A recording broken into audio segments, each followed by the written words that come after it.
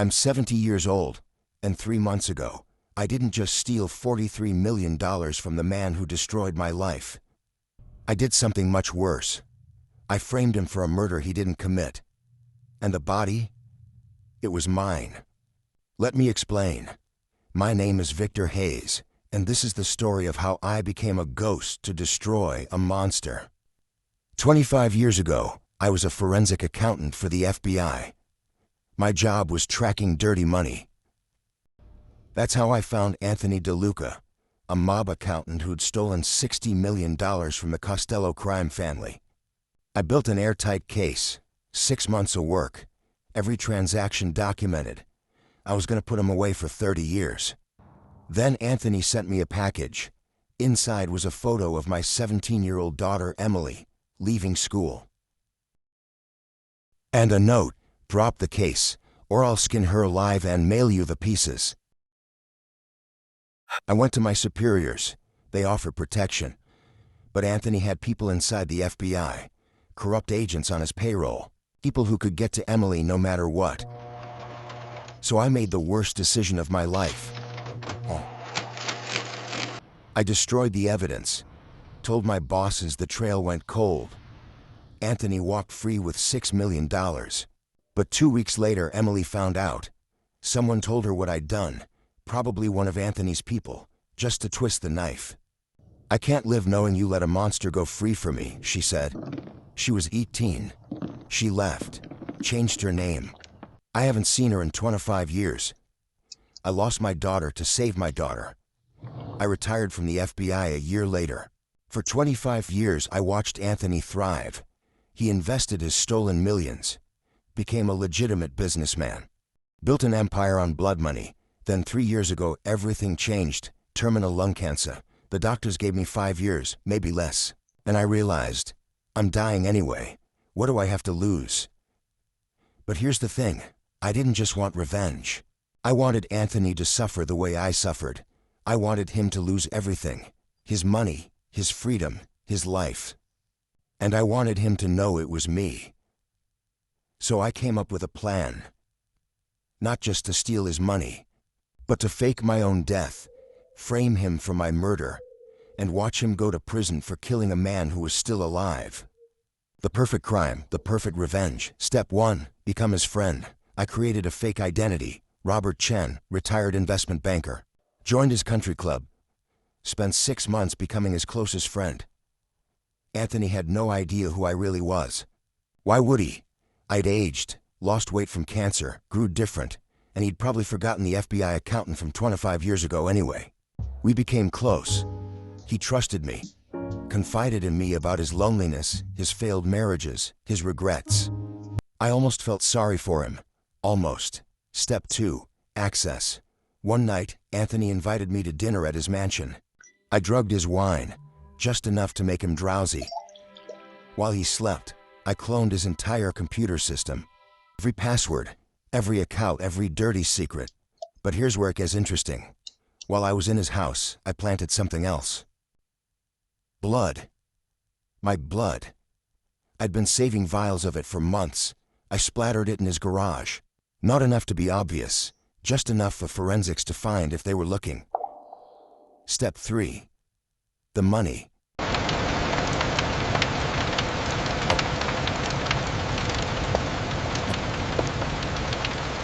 Over 3 months, I systematically drained his accounts. $43 million. Made it look like bad investments. Used his own credentials so it was technically legal. But I didn't just take his money. I left a trail. A trail that would lead investigators to think Anthony was desperate, broke, panicking, the kind of man who might do something drastic. Step 4. The setup. I started telling people, mutual friends at the country club, that Anthony and I were having problems, that he'd asked to borrow money, that he seemed unstable. I made sure there were witnesses to our arguments. Nothing too dramatic, just enough that people would remember. Then I did something crazy. I bought a body, not a real one, a medical cadaver from a black market supplier. Same height as me, same build. I dressed it in my clothes, put my wallet in its pocket, my wedding ring on its finger, beyond recognition. Then I called Anthony from a burner phone, disguised my voice, told him I knew about his stolen mob money, told him I was going to expose him unless he paid me $5 million. I told him to meet me at an abandoned warehouse at midnight. He came. Of course he came. I watched from across the street as he entered the warehouse. Watched as he found the burned body I'd planted there. Watched as he panicked. Did he call the police? No, because Anthony's first instinct is always to cover things up. He tried to move the body, got his fingerprints all over everything, his DNA. Perfect. Then I made an anonymous 911 call, said I'd heard screams and saw smoke coming from the warehouse. Police arrived, found the body, found Anthony's car parked nearby, ran the dental records on the burned corpse, which I'd swapped with fake records I'd created using my own dental x-rays. The body was identified as me, Victor Hayes. Step 5, the frame. Here's where my FBI training really paid off. Remember that blood I'd planted in Anthony's garage months earlier? Police found it, matched it to my DNA. They found the financial record showing Anthony had lost $43 million. Motive: I was blackmailing him. His DNA at the scene, and when they checked his alibi for the night of my murder, he had none, because he'd been at the warehouse trying to move the corpse. They found witnesses who'd heard us arguing, who'd seen Anthony acting unstable. They found his fingerprints on the body. Open and shut case. Anthony was arrested for my murder. Step 6, the reveal. The trial started 2 months ago. I've been watching from a distance. New identity. New appearance.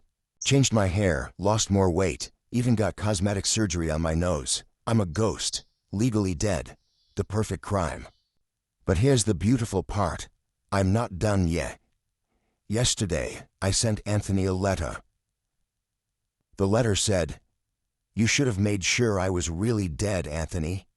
Sincerely, Victor Hayes." I included a photo, me, alive, holding today's newspaper. Anthony showed it to his lawyer, screamed that I was alive, that he was framed. Do you know what happened? His lawyer thought he was having a psychotic break. The prosecutor called it a desperate fabrication. He's alive. The judge ordered a psychiatric evaluation. Because here's the thing, I'm legally dead. Death certificate and everything. I included a photo, me, alive, holding today's newspaper. Anthony showed it to his lawyer, screamed that I was alive, that he was framed. There's a body. There's DNA evidence. There's forensic proof. If Anthony claims I'm alive, he sounds insane. And in 6 months, when he's convicted and sentenced to life in prison, I'm going to do something even better. I'm going to visit him as myself. Somehow get into that prison as a visitor using a fake ID. And I'm going to sit across from him in the visiting room. Let him see my face. Let him know with absolute certainty that I'm alive. And there's nothing he can do about it. Because if he tells anyone, they'll think he's insane.